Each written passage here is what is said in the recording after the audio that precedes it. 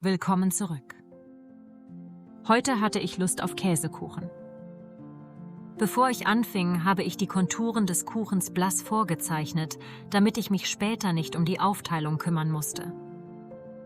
Um mich auf den Kuchen im Vordergrund zu konzentrieren, habe ich den Hintergrund sehr blass gehalten und Farben verwendet, die im Kuchen nicht vorkommen. Dadurch, dass ich den Hintergrund vor der Farbgebung stark angefeuchtet habe, verlaufen die Farben schön und bieten einen Kontrast zu den scharfen Kanten des Kuchens. Ich wusste, dass die Soße einer meiner Endgegner in diesem Bild sein würde, also begann ich mit den schwierigsten Stellen. Nachdem ich die Fläche für die Erdbeersoße angefeuchtet hatte, habe ich sie mit der hellsten Rosafarbe bearbeitet. Das wird am Ende die Farbe der Glanzpunkte sein. Ich verwende ungern reines Weiß, weil es zu hart wirkt.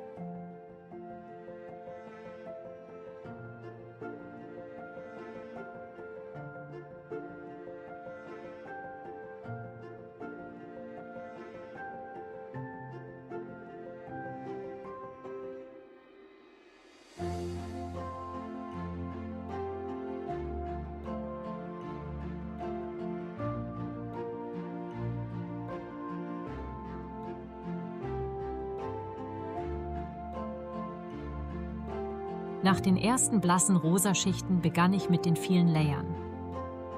Bei jedem Layer überdeckte die neue Schicht die alten und ließ den Rotton immer dunkler werden. Dabei konzentrierte ich mich stets auf die dunkelsten Stellen und nahm Farbe von den Reflexpunkten weg. Das kann man gut mit einem sauberen, trockenen Pinsel, einem Taschentuchrand oder einem Q-Tip machen.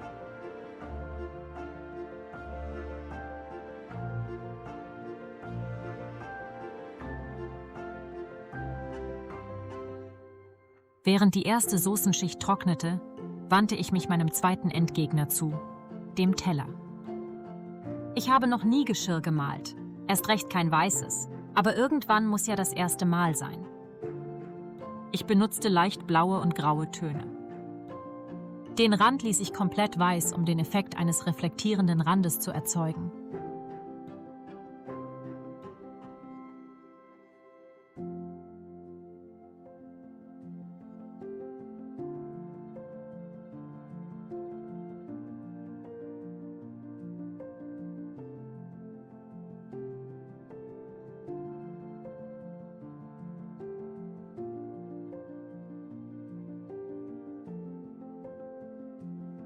Während der Teller trocknete, erhielt die Soßenschicht eine weitere Farbschicht.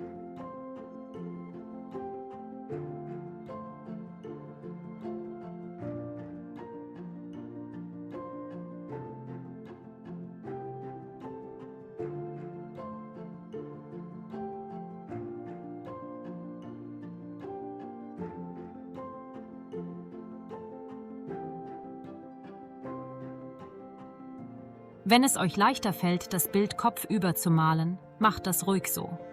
Hauptsache könnt ihr besser damit arbeiten.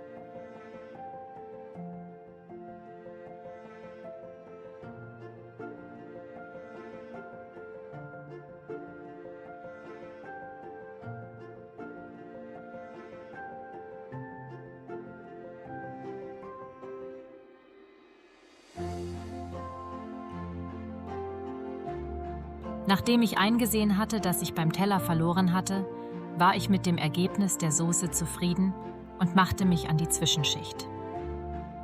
Das ist ein einfacher Farbverlauf, der zu beiden Seiten dunkler wird.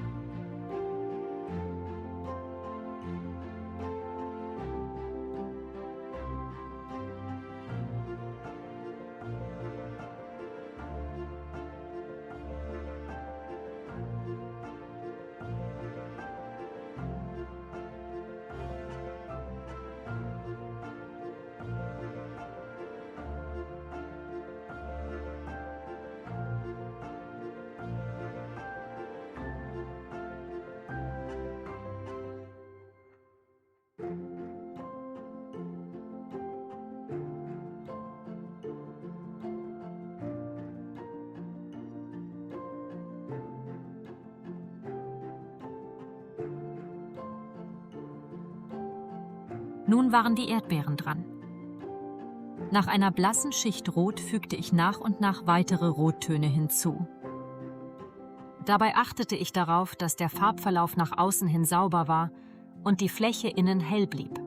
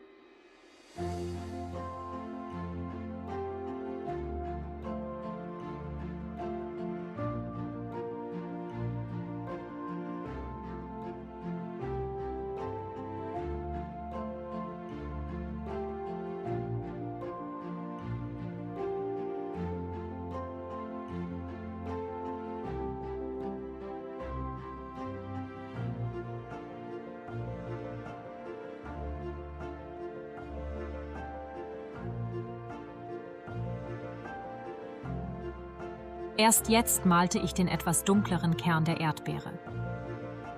Auch hier verwendete ich mehrere Schichten, bei denen ich darauf achtete, dass die Farbverläufe nach außen hin sauber blieben.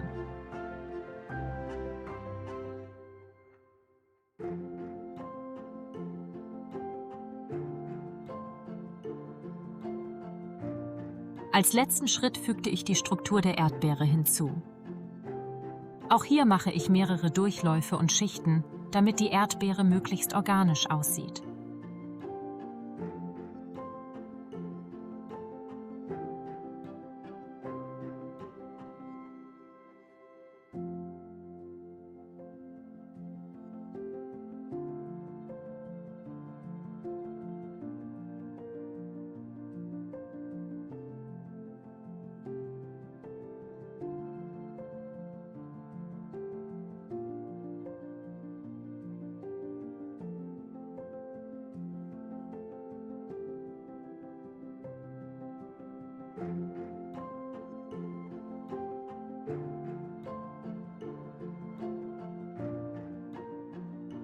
Die Erdbeerblätter bestehen ebenfalls nur aus einem einfachen Farbverlauf.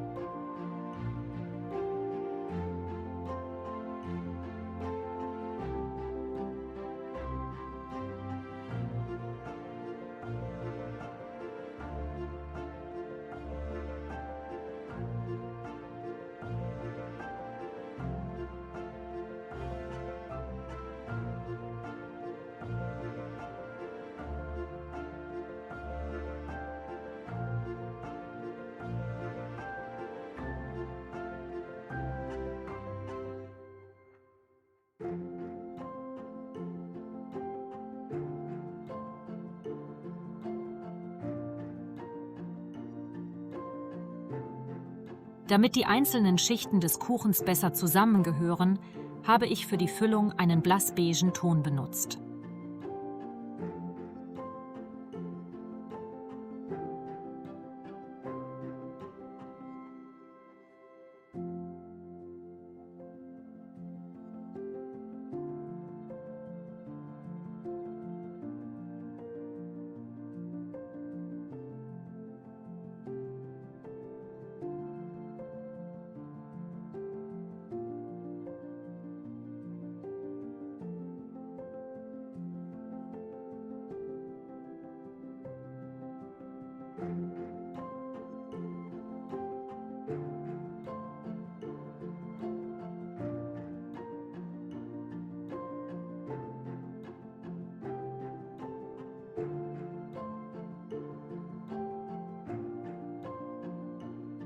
Auch hier ist es ein einfacher Farbverlauf, der zu den Seiten hin dunkler wird.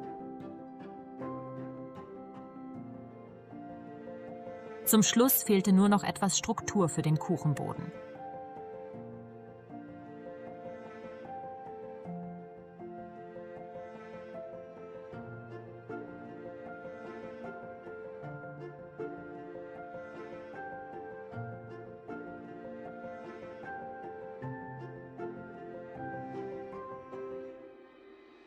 Fertig ist der Käsekuchen und ich habe Hunger. Viel Spaß beim Ausprobieren!